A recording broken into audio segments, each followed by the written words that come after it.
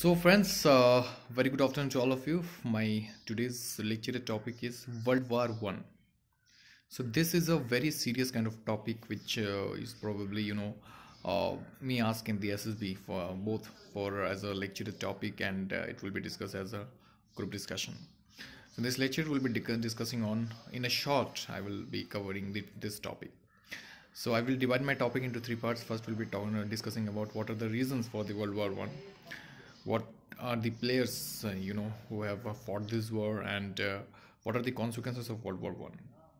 So friends, the World War One was started from June 1914 and it was lasted up to the November 1918. It was a 4 years deadly war. This World War One was earlier called as the Great War, the War of All End, until the World War Two. After that, it renamed as World War One. Now the two sides which fought this war, the first one is the Allied nations, which consist of the France, Britain, what we can say the United Kingdoms, USA, and Japan.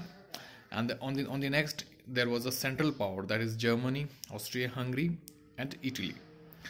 So how it was started? Now, before we need to understand that what are the reasons of this war. The first, so we can say that the first is imperialism, the second is nationalism, the third is we can say that militarism, and the fourth one is we can say secret alliances between the nations. So these are some important reason why many of the countries they included in this war. Now how it was started? So there was a prince who is going to be the king of the Austria-Hungary, that is French Archduke. We can say his name is Ferdinand, French Archduke Ferdinand. So he was in Bolivia when there was a militant group in based on Serbia. He was shot dead by this group. After that, there was a tension going on between Austria-Hungary and Serbia. The Serbia was supported by Russia, and Austria-Hungary was supported by the Germany. So we know that after that, what happened? The July crisis, that is July 1914. We can say this Austria-Hungary, it threatened Serbia that you have to surrender, otherwise we will attack you. Then Serbia asked help from the Russia. On the other hand, Austria-Hungary asked help from the Germany. And from there, immediately what happened? Germany declared war on Serbia. On the other hand, Russia declared war on Germany. And from that, the World War One was started. Then after that, what happened? France declared war on Germany. So Germany fought war from the two ends, from the western end and the eastern end. In the eastern hand, it was fought with Russia, and in the western hand, it fought with France. Now to attack on France, Russia took the road from the Belgium. So when it invaded the Belgium, immediately the Britain declared war on the Germany. So from there we have seen almost all the world came into the World War One. On the other side, central to support the Germany, the Ottoman Empire, it declared war on the Russia, and it started attacks on different German bases. After that, the war is when the war was going on.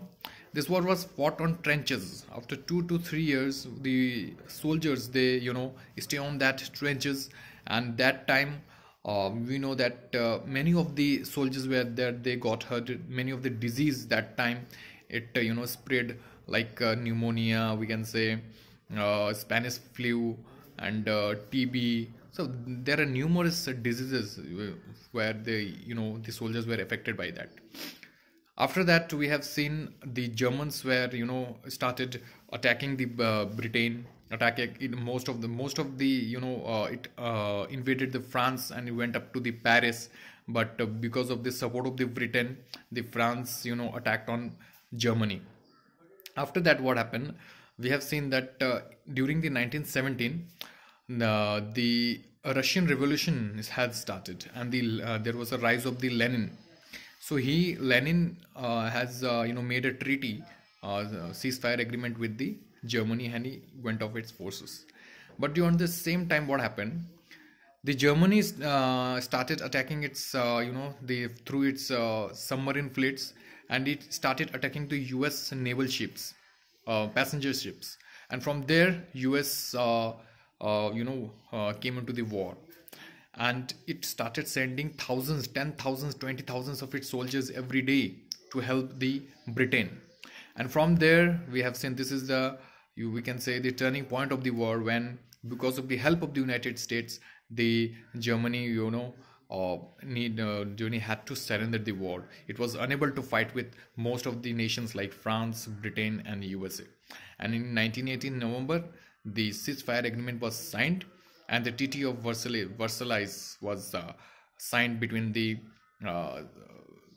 Germany and the rest of the country.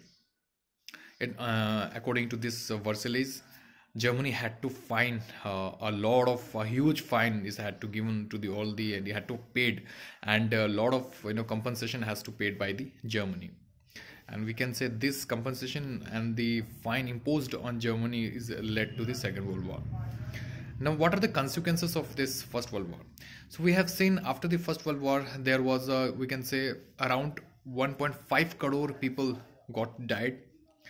There was we can say one part of the one and three part of we can say populations was affected by this World War One.